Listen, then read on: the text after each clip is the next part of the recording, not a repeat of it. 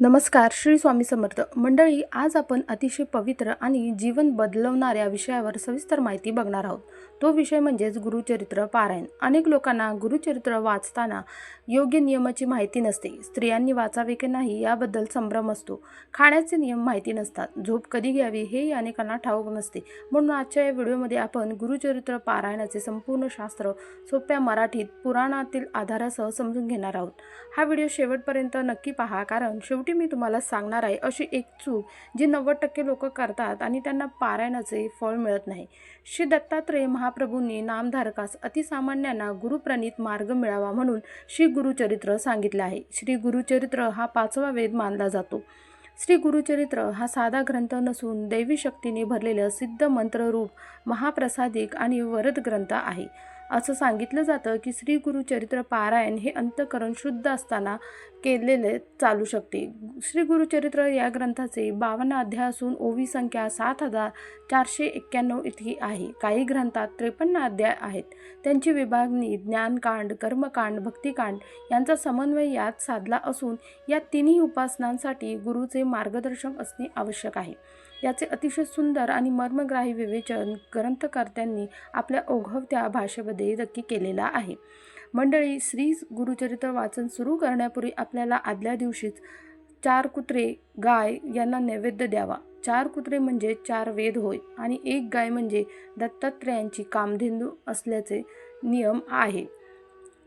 पारायणापूर्वी फुले, विशेषतः देशी गुलाबाचा हार, तुळशी, सुगंधी उदबत्ती, धूप, कलश, विड्याची पाने, नैवेद्यासाठी पेढे किंवा अन्य काही, अष्टगंध, चंदन, अत्तर, रांगोळी, 2 आसने, 1 चौरंग, चौरंगावर पिवळे किंवा भगवे कापड, चौरंगाभोवती व गुरु दत्तात्रेयांच्या आसनाभोवती रांगोळी काढावी.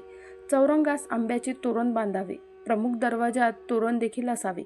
चौरंगाजवळ डाव्या बाजूस समई लावावी. वाचन चालू असेपर्यंत समई लागलेली असावी व अगरबत्ती पेटती असावी. पारायणास बसण्यापूर्वी गावातील दत्त मंदिरात किंवा जवळच असलेल्या श्री स्वामी समर्थ केंद्रात जाऊन विडा, सुपारी, नारळ ठेवून सदर पारायणास उपस्थित राहावे अशी देवाजवळ प्रार्थना करावी.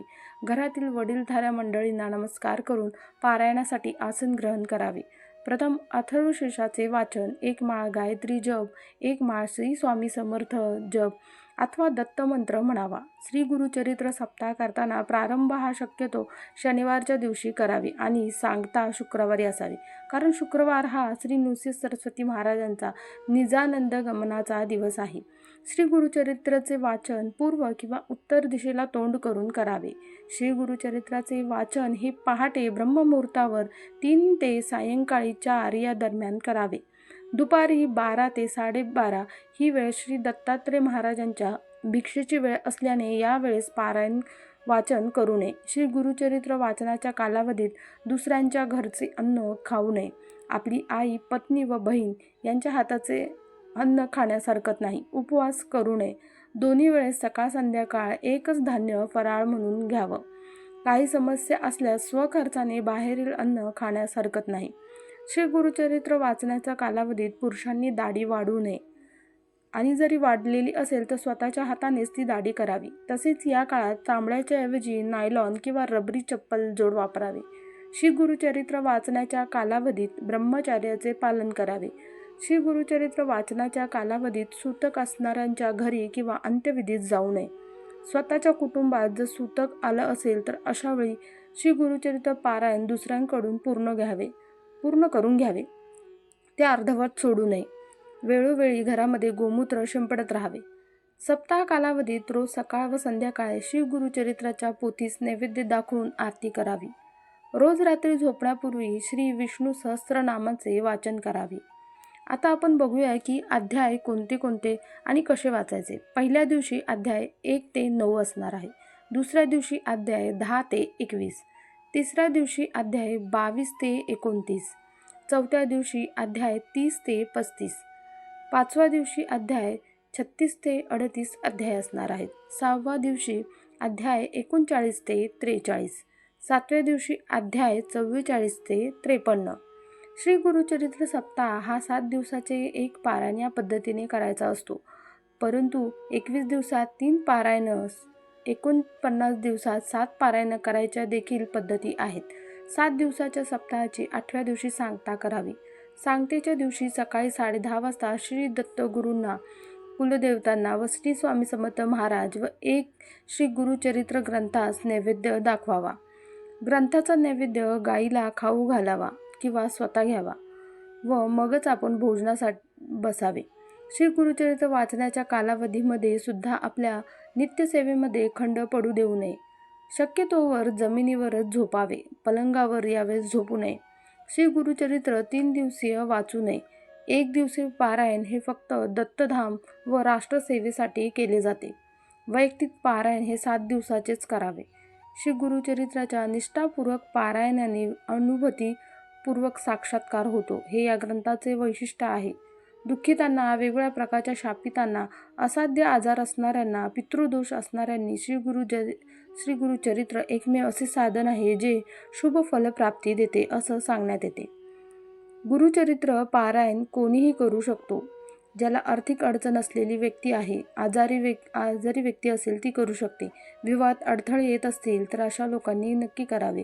संतती सुख हवे असल्यास दाम्पत्यांनी हे पारायण करावे.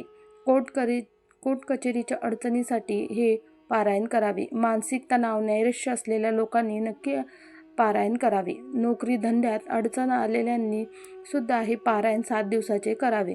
गुरुकृपा प्राप्त करू इच्छिणाऱ्या भक्तांनी सगळ्यांनी हे पारायण करावे. गुरुचरित्र पारायणाचे प्रमुख फायदे काय आहेत? यामुळे दैवी संरक्षण आपल्याला मिळते. नकारात्मक शक्ती आपल्यापासून दूर राहते. रोगांवर आध्यात्मिक उपाय होतो. घरात शांती समाधान नांदते. संतानाची प्राप्ती होण्यासाठी मार्ग मोकळा होतो. कर्जबाजारीपणा देखील दूर होऊ लागतो. मानसिक स्थैर्य मिळते. गुरुकृपा अनुभवास येते. प्रारब्धातील अडथळे देखील दूर होतात. अनेक भक्तांचे अनुभव असे सांगतात की गुरुचरित्र पारायणानंतर आमचे आयुष्यच बदलून गेले आहे. आता सगळ्यांना असा प्रश्न पडतो की स्त्रियांनी पारायण करावे की नाही? तर होय, स्त्रियांनी गुरुचरित्र नक्की वाचावे. शास्त्रात असे कुठेही मनाई स्त्रियांना केलेली नाही. गृहस्थ स्त्रियांनी पारायणाचा विशेष लाभ होतो, परंतु त्यांनी काही नियम पाळायला हवे. एक म्हणजे मासिक पाळीच्या काळामध्ये अजिबात पारायण सुरुवात करू नये. स्वच्छता पाळावी. मन, वाणी, शरीर शुद्ध ठेवावे. कुणाविषयी राग, द्वेष, चुगली करणं टाळावे. पारायण पूर्ण केल्यानंतर काय करायचं आहे ते बघूया. एक म्हणजे आपल्या गुरुचे आपल्याला आभार मनोभावे मानायचा आहे. त्यानंतर गरिबांना अन्नदान आपल्या क्षमतेनुसार करायचं आहे. गाईला चारा द्यायचा आहे. ब्राह्मणांना भोजन द्यायचं आहे. गुरुदक्षिणा द्यायची आहे. त्यानंतर मनोभावे जाऊन दत्त मंदिरात किंवा स्वामी समर्थ केंद्रात जाऊन महाराजांचे दर्शन घ्यायचं आहे. मंडळी, गुरुचरित्र हे केवळ पुस्तक नाही तर ते जिवंत गुरु आहेत. जर तुम्ही श्रद्धेने, नियम पाळून आणि सातत्याने, विश्वासाने हे पारायण केले तर नक्कीच गुरु कधीही रिकाम्या हाताने आपल्याला परत पाठवत नाही. मंडळी, माहिती तुम्ही शेवटपर्यंत ऐकल्याबद्दल धन्यवाद. तसेच चॅनलवर नवीन असाल तर नक्की लाईक, शेअर आणि सबस्क्राईब करा.